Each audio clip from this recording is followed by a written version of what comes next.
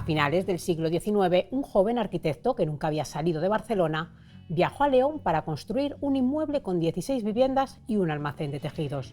Su nombre, Antonio Gaudí, y el edificio Casa Botines. 125 años han pasado desde que Gaudí realizó en León este emblemático edificio que ahora abre sus puertas gracias a la actual propietaria, la Fundación España Duero. Casa Botines da la bienvenida al visitante con la exposición El León de Gaudí, tomando como imagen el león que el maestro plasmó en los planos del edificio. De la fusión del modernismo gaudiniano con el gótico predominante en la ciudad, nace esta construcción neogótica de estilo modernista, realizada por el único artista con 8 obras declaradas Patrimonio de la Humanidad.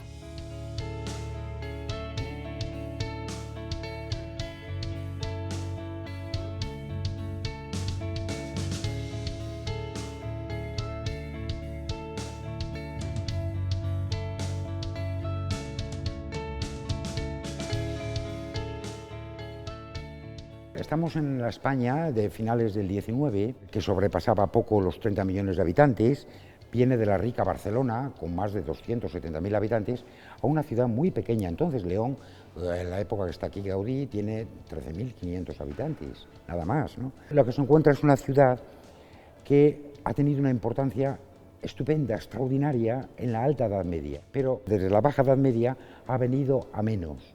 De tal manera que en la época que llega Gaudí a León es una ciudad que todavía no ha explotado bajo el punto de vista económico. En León había una colonia catalana muy nutrida y de gente muy próspera que condicionaron la visita. Entre ellos, por ejemplo, es esencial la figura del canónigo doctoral de la catedral, don Cayetano Sentís y Gran. Era de un pueblecito al lado de Reus, Riudons, que era donde había nacido el padre de Gaudí, previsiblemente amigo de Gaudí desde la infancia.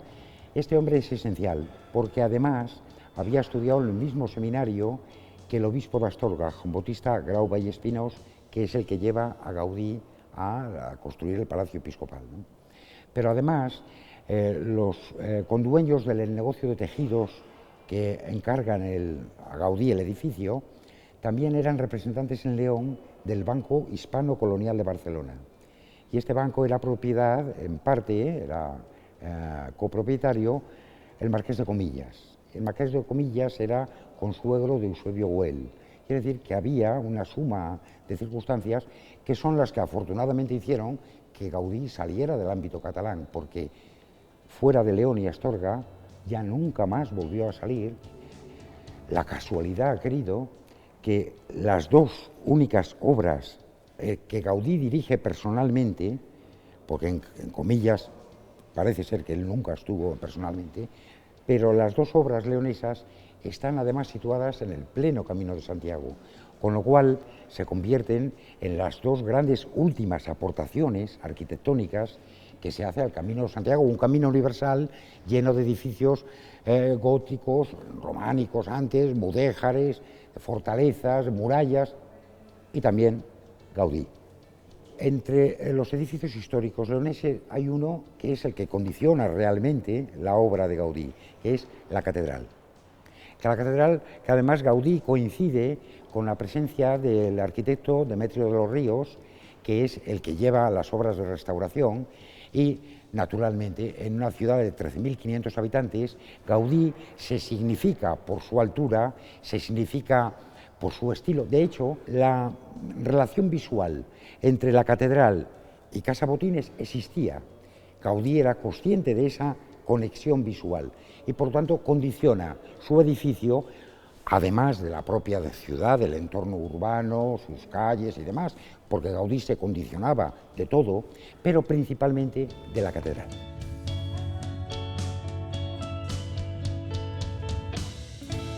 Con el paso de los años, los planos originales pues no se habían conservado en el ayuntamiento, no todos se conservaron, pero en el año 1952 hubo un acontecimiento que vino a ser providencial en este sentido.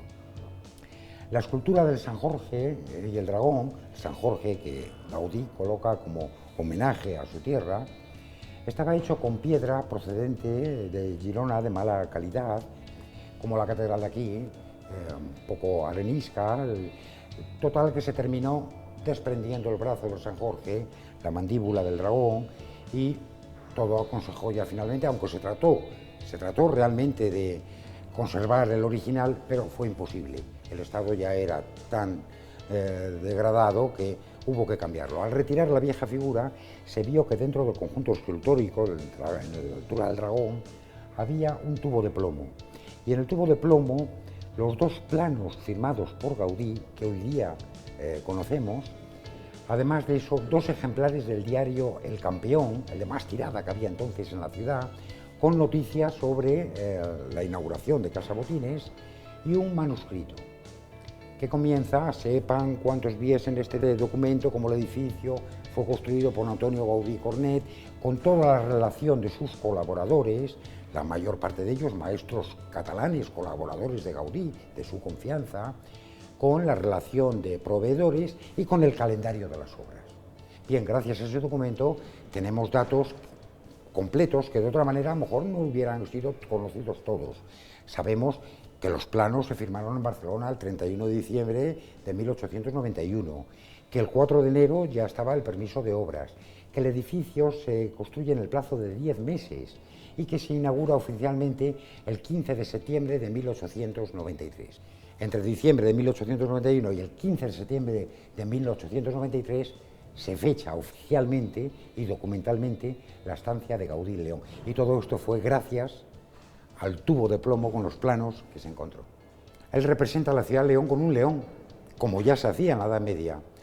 No en la Alta Edad Media, en la plena Edad Media, los reyes de León terminan incorporando ya en el siglo XII el león, el propio animal, ya a sus emblemas. Bueno, pues Gaudí utiliza el mismo sistema, pero no el león rampante, que ya es típico en los escudos, en la heráldica. No, el león pasante, que es el mismo medieval. El león rampante se incorpora posteriormente. Por eso hemos querido dar cabida a los dos leones, al primero, medieval del siglo XII, y al último, del siglo XIX, de Gaudí, que viene en el plano. Los condueños del edificio se llaman Simón Fernández Fernández, que es cuñado del señor Botines, que da nombre al negocio y después a todo el edificio, y Mariano Andrés. Se parten el edificio en dos.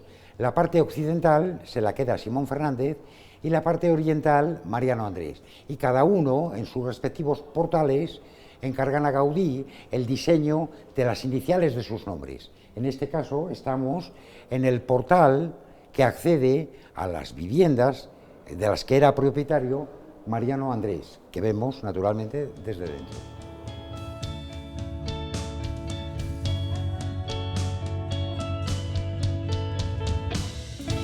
Lo que se le encarga aquí al maestro en realidad es una casa utilitaria, una casa de vecinos, en cuya planta principal situar un negocio.